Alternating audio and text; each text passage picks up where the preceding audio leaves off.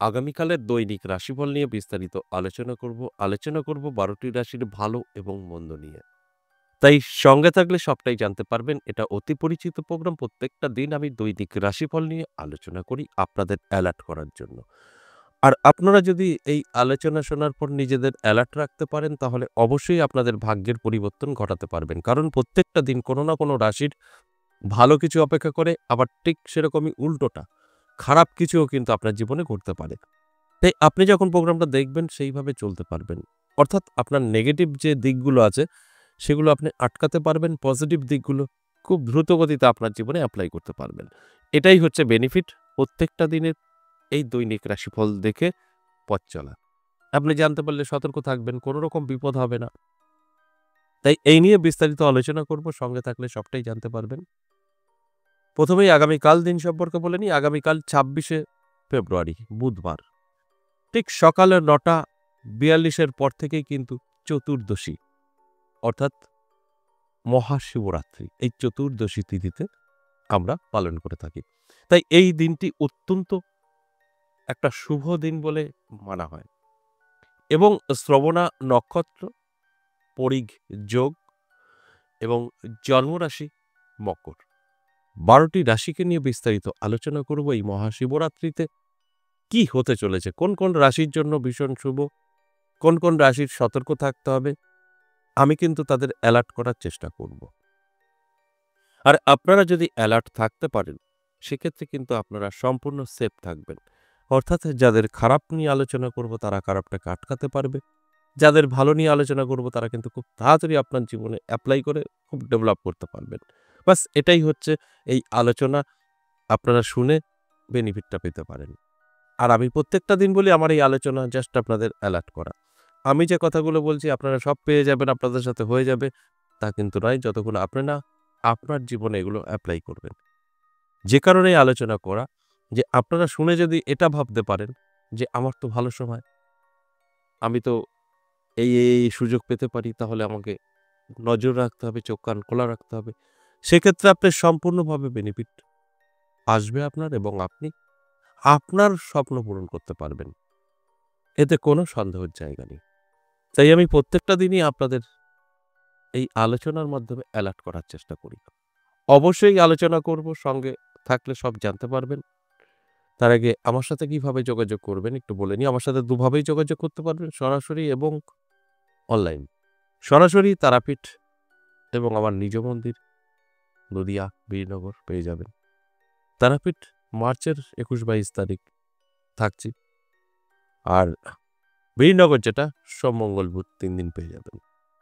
যেখানে আসতে চান বললে আপনাকে পুরো ডিটেলস পাঠানো হবে হোয়াটসঅ্যাপের মাধ্যমে। আপনি বাড়ি বসে আপনার সম্পর্কে জানতে চাইলে সেটা হোয়াটসঅ্যাপে এসে ভয়েস বা লিখে বলবেন।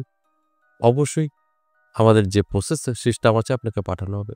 কমপ্লিট করবেন। আপনাকে ২৪ থেকে ৪৮ ঘন্টায় কল করা হবে। অর্থাৎ video call, WhatsApp call, normal call নয়। তাই আপনাদের এইভাবে যোগাযোগ করতে পারবেন যারা মনে করছেন খুব প্রয়োজন আছে তাদের জন্য। এবার আসুন আজকের যে আলোচনা সেটা হচ্ছে প্রত্যেক দিনের অতি পরিচিত প্রোগ্রাম, এই আলোচনাটা দৈনিক রাশিফল। এক এক করে আমি এখন বলব। এর মধ্যে দেখুন কোনটা আপনার রাশি আছে। যদি দেখছেন যে পজিটিভ, অবশ্যই ভালো, আপনি খুব সুন্দরভাবে আপনার জীবনকে বদলে দিতে পারবেন। যদি দেখছেন নেগেটিভ, খারাপ, তাহলে সেটাকে আপনি আটকাতে পারবেন। এটা সম্ভব।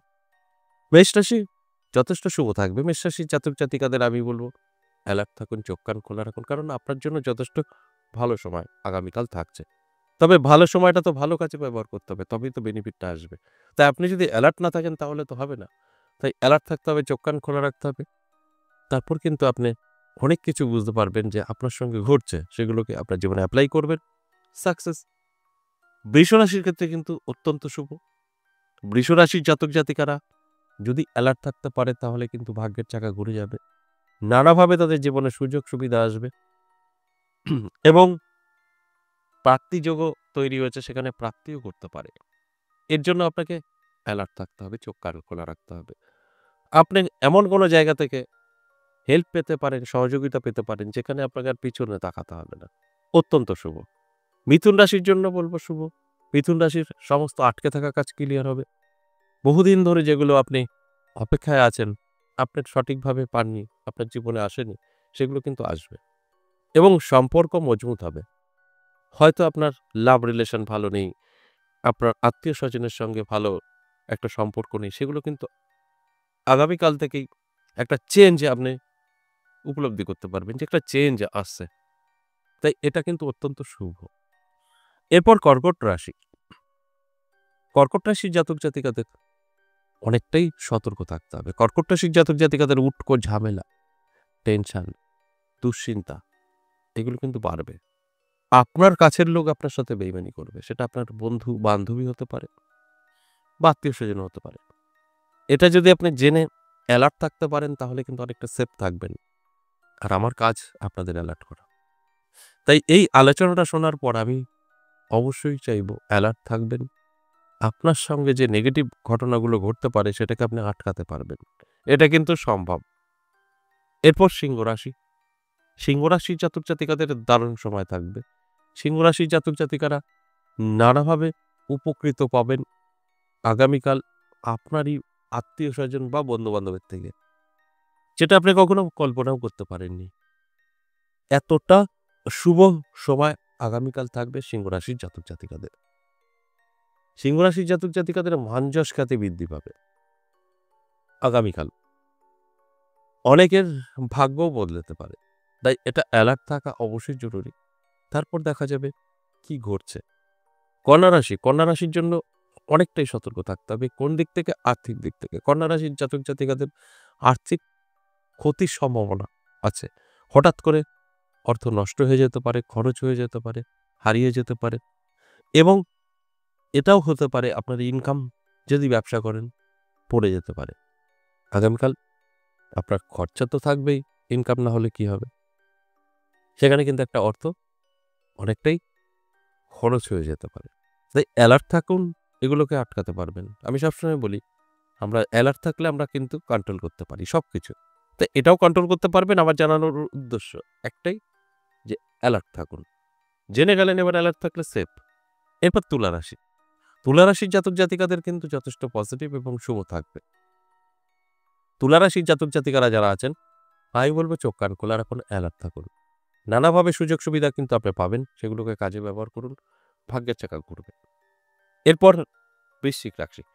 বৃশ্চিক রাশির জাতক-জাতিকাদেরও কিন্তু যথেষ্ট শুভ থাকবে। বৃশ্চিক রাশির জাতক-জাতিকারা যারা আছেন, অ্যালার্ট থাকুন, চোখ কান খোলা রাখুন। আপনার জীবনে অনেক রকম সুযোগ, যোগাযোগ এগুলো কিন্তু তৈরি হবে। যার ফলে আপনার সময়টা অনেকটাই ভালো থাকবে। আগামীকাল আপনার ইনকামও বৃদ্ধি পাবে। তাই আমার আলোচনা মানেই আপনাদেরকে অ্যালার্ট করা। এরপর ধনুরাশি। ধনুরাশির জাতক-জাতিকাদেরও কিন্তু যথেষ্ট পজিটিভ থাকছে, শুভ থাকছে। আপনার আটকে থাকা কাজ ক্লিয়ার হবে, আর্থিক উন্নতি হবে। আপনি কোথাও টাকা দিয়ে ফেঁসে গেছেন, সেখান থেকে একটা ভালো খবর আপনি পেতে পারেন যে আপনার টাকাটা সে রিটার্ন করবে এবং করবেও। এটাও কিন্তু পজিটিভ। এরপর মকর রাশি। মকর রাশির অনেকটাই সতর্ক থাকতে হবে। মকর রাশির জাতক-জাতিকাদের কিন্তু ছোটখাটো অ্যাক্সিডেন্ট, চোট লাগা, আঘাত লাগা, স্বাস্থ্য খারাপ এটা কিন্তু হতে পারে। তাই আমার উদ্দেশ্য আপনাদের অ্যালার্ট করা। আপনারা যতটা অ্যালার্ট থাকবেন, ততটা কিন্তু সেফ থাকবেন। তাই আমি বলব অবশ্যই চোখ কান খোলা রাখুন, অ্যালার্ট থাকুন।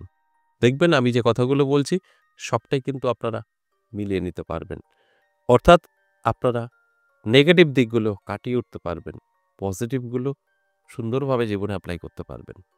এরপর কুম্ভ রাশি। কুম্ভ রাশির জাতক-জাতিকাদের যথেষ্ট শুভ। তবে অবশ্যই শুভ তো থাকবেই। আপনি সাবধানে থাকবেন। আপনার কিন্তু শত্রু তৈরি হবে, আপনার ক্ষতি করার চেষ্টা করবে। তবে কোনো লাভ করতে পারবে না। আপনি অ্যালার্ট থাকলে এটা কিন্তু আটকাতে পারবেন। এছাড়া আগামীকাল দিনটি কিন্তু আপনার জন্য যথেষ্ট পজিটিভ এবং শুভ। শুধু বলব অ্যালার্ট থাকুন, চোখ কান খোলা রাখুন। তাহলেই আপনি সবটা কন্ট্রোল করতে পারবেন। সর্বশেষ মীন রাশি। দারুণ সময় থাকবে মীন রাশির জাতক-জাতিকাদেরও। আগামীকাল মীন রাশির জাতক-জাতিকাদেরও কিন্তু সুযোগ আসবে, যোগাযোগ তৈরি হবে এবং মনের জোরটা কিন্তু পাবেন। শত্রু আছে, নষ্ট হবে। আপনার কাছে মাথা নত করবে।